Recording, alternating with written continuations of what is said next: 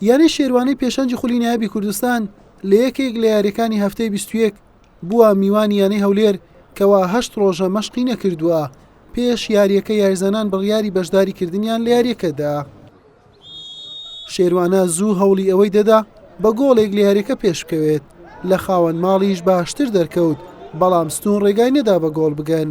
بە پێچەوانەوە لە خولەکی 11 بە ئەسیستی ئەحمەد کاظم هۆگر حوسێن بە تۆمارکردنی گۆڵ یەکەم یانەی هەولێری لە یاریەکە پێش خست. دوای ئەم گۆڵە سێ دەرفەتی زۆر باش بۆ کوڕانی شاری قەڵاو منارە هەڵکەوت بە گۆڵی زیاتریش بگەن، بە ئاسانی لە دەستیاندان. سپی پۆشەکانی گەرمیانیش بە سێ هێرش وەڵامی خاوەن ماڵیان دایەوە، بەڵام گۆڵی لێوە بەرهەم نەهاتوو. نیوە یەکەم بە تاکە گۆڵێکی بێ وەڵام بە سوودی هەولێر کۆتایی هات. لە نیوەی دۆم شێروانە یاریەکی تاگلیانەی ئەنجامدا. لە خولەکی 62 ناوبژوان لێدانێکی سزای بۆ شێروانە ئەژمار کرد. بیلار ساڵح بە سەرکەوتووی جێبەجێ کرد و ئەنجامەکەی بۆ تیپەکەی یەکسان کردەوە. لە خولەکی 74 بە ئەسیستی هێمن فەرەج عوسمان کەریم گۆڵی دووەم و پێشکەوتنیشی بۆ شێروانە زیاد کرد. یاریەکەش هەر بەم ئەنجامە و سەرکەوتنی شێروانە کۆتایی هات.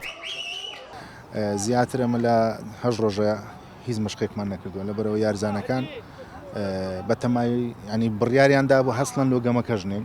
ئیدی شەو درەنگ دیارە برادرانی دیارە پەیوەندیان بە یاریزانان کردووە. یاریزانان بەڵێنیان پێداوە کە شایستە دارایەکانیان بدەنێ بڕیاریاندای. ئەم بەخۆم سعات 3 شەوێزانیتم هەرچەندە ئەو مبەڕر نییە، ینی من بینمەوە لە بۆ هەموو ئەو شتانە ئەوانەی کە کاپتن سەمیر گوتی هەمان ئەمنیش هەمان بارودۆخم هەیە بەڕاستی لە تیپەکەی دەکرا ئەمە تەمرین بکەین، دەکرا ئەمە خۆمان ئامادە بکەین و ئینجا بڕیار بدەن. ئێمە منافسەکانمان پێکەوە یاریانە بوو، ینی ئەنجامی ئەو یاریە هەمووشتی لە سوودی ئێمە بۆ بتوانیمان ئەمڕۆ ڕاستە لە بیدایەتی یاریۆ ئێمە بەباشی نهاتینە ساحەر ئەوە بوو تەرکیزی ئەوە بەری نەداوین ڕاستی کە هەولێر دێتە ساحەیانە. بیدایەتی یاریەوە بوو تەرکیزمان باش نەبوو، گۆڵێکمان لێکرا. دوای گۆڵەکە ئێمە بە درێژایی گێمی یەکەمیش هەر ئێمە باش بووین. لە گێمی دووەمە ینی هەنێ پلان و شت و تەرکیزی خۆمان باش کرد توانیمان یاریەکە بگەڕێنەوە و سێخاڵ یاریەکە بەدەستبێنین. بەم سەرکەوتنە شێروانە پێگەکەی لە پێشەنجی یانەکان باشتر کرد و کۆی خاڵەکانی بۆ 43 خاڵ بەرز کردەوە. هەولێریش بە 24 خاڵەکەی لە خانەی دەی ڕیزبەندیە. حوسێن محەممەد کەناڵی پێام هەولێر.